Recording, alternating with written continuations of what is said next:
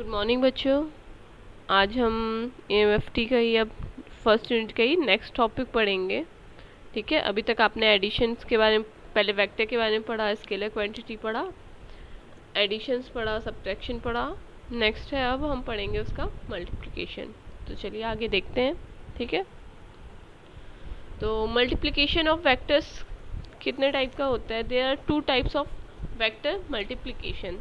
दो टाइप के vector multiplication होते हैं। पहला तो है डॉट प्रोडक्ट, जिसको हम स्केलर मल्टीप्लिकेशन भी कहते हैं। ठीक है, क्योंकि इसका जो रिजल्टेंट आता है वो स्केलर क्वांटिटी आता है।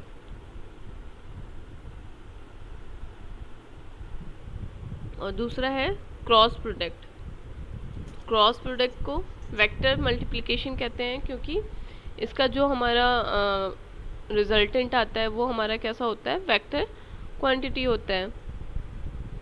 ठीक है, यहाँ पे आप देख रहे होगे, इसको डॉट से हम शो कर रहे हैं और इसको शो करने का तरीका क्रॉस से है। ठीक है, जैसा कि इसका नाम है।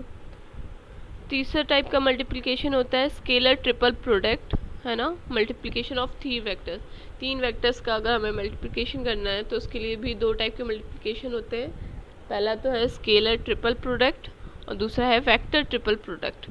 स्केलर ट्रिपल प्रोडक्ट क्यों? क्योंकि यहाँ पे देखो, बी क्रॉस सी से हमें वेक्टर क्वांटिटी मिलेगी, ए भी हमारा वेक्टर है, और इन दोनों का वेक्टर क्वांटिटी का अगर डॉट प्रोडक्ट लें तो हमें स्केलर मिलता है, इसलिए इसको कह रहे हैं स्केलर ट्रिपल प्रोडक्ट। ठीक है, और फोर्थ है हमारा वेक्टर ट्रिपल प्रोडक्ट। इसमें देखो, तीनों बी और सी का हम क्रॉस प्रोडक्ट लिए तो हमें वेक्टर क्वांटिटी मिलेगी, ए भी हमारा वेक्टर है, और दोनों का क्रॉस प्रोडक्ट लेने से भी हमें क्या मिलेगा? वेक्टर मिलेगा रिजल्टेंट पे, इसलिए इसको कह रहे हैं वेक्टर ट्रिपल प्रोडक्ट। अब यहाँ पे फर्स्ट देखते हैं डॉट प्रोडक्ट क्या होता है। ठीक है, मान लिया हमने दो वेक्टर्स, हमारा ए है और बी है, दोनों के बीच का एंगल क्या है? थीटा। तो यहाँ पे A dot B is equal to क्या आ जाएगा? Magnitude of A into magnitude of B into cos theta, cos of angle between A and B. ठीक है, इफ ये तो हमारा हो गया सिंपल। ठीक है, अगर हमें ए वेक्टर दिया है, बी दिया है, तो हम निकाल सकते हैं, और उन दोनों के बीच का एंगल दिया हुआ है तो हम उससे डॉट प्रोडक्ट दोनों का निकाल सकते हैं। अगर हमें मान लो दिया हुआ है इस फॉर्म में कि a is equal to A X into A x cap plus A Y into A Y cap plus A Z into A Z cap, है ना। इसी तरह से b भी हमें दिया हुआ है इसी फॉर्म में, कार्टेशियन फॉर्म में, है ना। तो हम लोग a डॉट b कैसे निकालेंगे? अब देखो, यहाँ पे हमने क्या किया, a एज इट इज़ लिख दिया जो वैल्यू दी हुई है, उसके साथ डॉट प्रोडक्ट ऑफ b लिख दिया हमने। ठीक है, अब आप इसके आगे फर्दर मल्टीप्लिकेशन करोगे तो यहाँ पे देख लो एक चीज़, सबसे पहले ये जान लो, है ना, a x cap dot a x cap या a Y cap dot a Y cap equal to a Z cap dot a Z cap equal to क्या होता है? मैग्नीट्यूड ऑफ ए।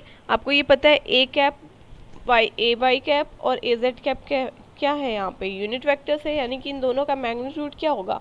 1 होगा। यहाँ पे देखा डॉट प्रोडक्ट में मैग्नीट्यूड ऑफ 1, मैग्नीट्यूड ऑफ 2 दूसरा का, है ना। तो दोनों का मैग्नीट्यूड 1 इंटू कॉस, क्योंकि सेम वेक्टर्स है तो दोनों के बीच का एंगल 0, यानी कॉस 0। कॉस 0 भी क्या होती है? वैल्यू 1। तो इक्वल टू क्या आ जाएगा? 1 आ जाएगा। तो आप ये याद रखना कि कोई भी सेम यूनिट वेक्टर्स का जो डॉट प्रोडक्ट होता है वो इक्वल टू किसके आता है? 1 के। ठीक, और कोई अगर डिफरेंट, यानी कि ए एक्स का अगर वाई ए वाई के साथ है, या ए वाई कैप का ए जेड के साथ है, या ए जेड का ए एक्स के साथ है, तो तीनों इक्वल टू किसके होते हैं? तीनों के बीच में एंगल आप देख रहे हो 90 डिग्री होता है ना, क्योंकि एक्स वाई जेड तीनों आपस में कैसे होते हैं? परपेंडिकुलर होते हैं, है ना। तो बीच का एंगल कितना आ जाएगा? कॉस 90। तो कॉस 90 की वजह से ये वैल्यू क्या हो जाती है? 0 हो जाती है। तो ऐसे ही आप अगर ये ब्रैकेट्स खोल करके मल्टीप्लिकेशन करोगे तो आप देखोगे कि वैल्यू हमारी a dot b vector a dot vector b equal to आ जाएगा a x b x plus A y b y plus A z b z. आप देख रहे हो ये तीनों इसका डॉट प्रोडक्ट क्या आ रहा है? एक स्केलर क्वांटिटी आ रहा है ना। यहाँ कोई भी वेक्टर एसोसिएट नहीं है, कोई डायरेक्शन एसोसिएट नहीं है, ये एक स्केलर क्वांटिटी आ रहा है, तो इसीलिए इसको हम क्या कहते हैं? Scalar product of two vectors. ठीक है। अब देखो प्रॉपर्टी ऑफ डॉट प्रोडक्ट क्या होता है, it obeys cumulative law. Cumulative law यानी कि A dot B equal to B dot A होता है, सेम वैल्यू होती है दोनों, ठीक है। दूसरा है डिस्ट्रीब्यूटिव लॉ भी फॉलो करता है, यानी कि अगर ए प्लस बी एडिशन में है ना, इसके साथ ए का अगर डॉट प्रोडक्ट लोगे तो हम ब्रैकेट खोल करके सिंपली इसको लिख सकते हैं A dot B plus A dot C, यानी डिस्ट्रीब्यूटिव लॉ को भी ये फॉलो करता है। नेक्स्ट आ जाते हैं, अब हम देखते हैं क्रॉस प्रोडक्ट क्या होता है।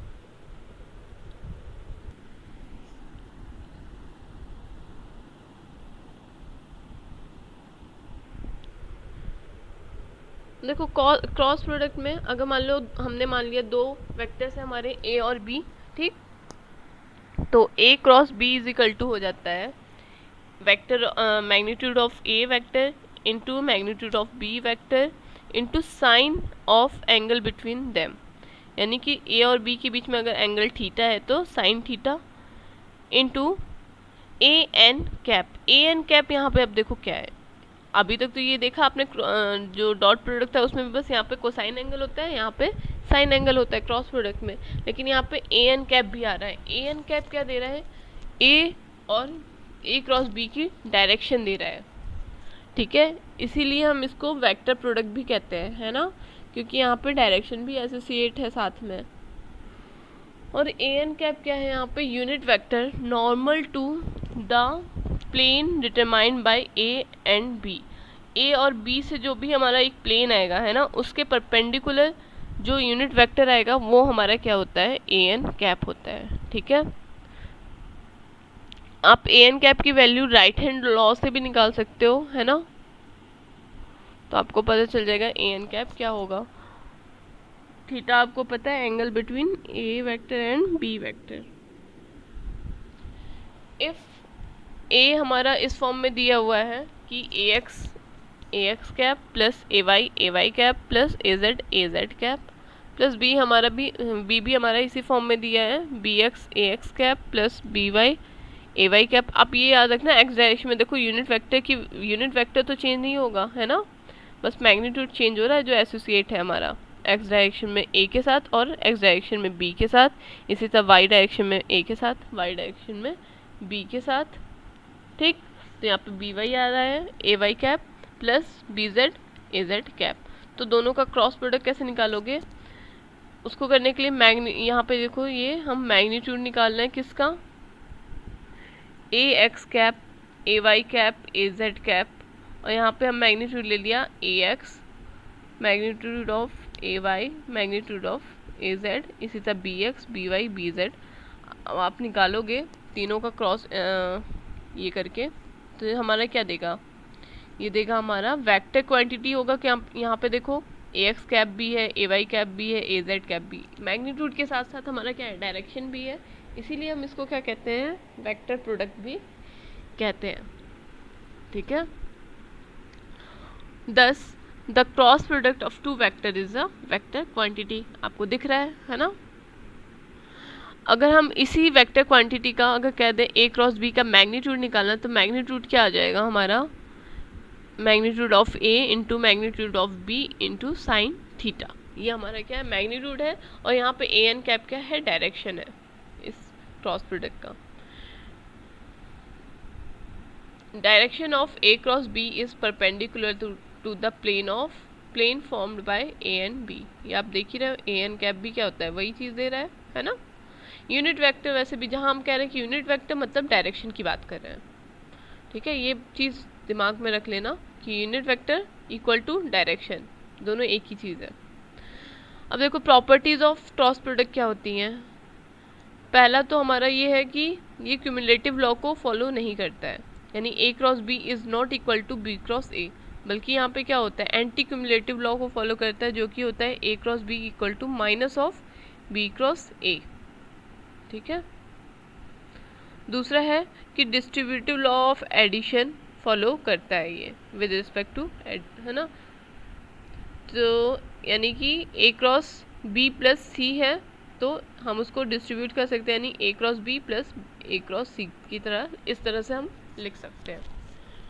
फिर है not associative law, associative law को फॉलो नहीं करता है, जो कि हमारा क्या होता है a cross b cross c is not equal to the a cross b cross c, ठीक है, ये इक्वल नहीं होते हैं वैल्यूज़। साथ में आप ये याद रख लो कि जैसे मान लो यहाँ पे ए एक्स है, ए वाई है, ए जेड है, तो ये क्लॉकवाइज डायरेक्शन में, आप ये याद रखो सीक्वेंस अगर दिया है तो अगर मान लो a x cap cross a Y cap है तो वो इक्वल टू होता है ए जेड कैप के, या फिर a Y cap cross A Z cap है तो वो इक्वल टू होता है ए एक्स कैप के। इसी तरह ठीक आप ये याद रखना, लेकिन अगर अपोजिट डायरेक्शन में जा रहे हैं यानी कि ए एक्स कैप इंटू मतलब क्रॉस ए जेड कैप है तो वो minus of A Y cap होगा, ठीक है, ये भी याद रखना। और साथ में अगर सेम वेक्टर की बात कर रहे हैं, क्योंकि सेम वेक्टर की बात कर रहे हैं तो एंगल बिटवीन देम क्या हो जाएगा 0, और साइन थीटा यानी साइन 0 की वैल्यू 0 होती है, तो कोई भी सेम यूनिट वेक्टर अगर हमारा आपस में क्रॉस मल्टीप्लाई हो रहा है, क्रॉस मल्टीप्लिकेशन हो रहा है के बीच में, तो वो इक्वल टू 0 हो जाता है, ठीक है। जैसे कि यहाँ पे देख रहे हो आप कोई भी दो सेम वेक्टर हैं ए क्रॉस ए इक्वल टू वो 0 हो जा रहा है, क्योंकि दोनों के बीच का एंगल क्या होगा 0, साइन 0 की वैल्यू 0। और साथ में आप ये भी कह सकते हो इसका उल्टा कि अगर मान लो ए क्रॉस बी इक्वल टू 0 है तो देन ए और बी आपस में पैरेलल होंगे, ठीक, पैरेलल होंगे तभी तो उनके बीच का एंगल क्या होगा 0 होगा, ठीक है।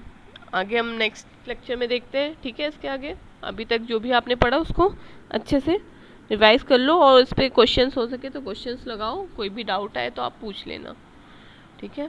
Okay, thank you.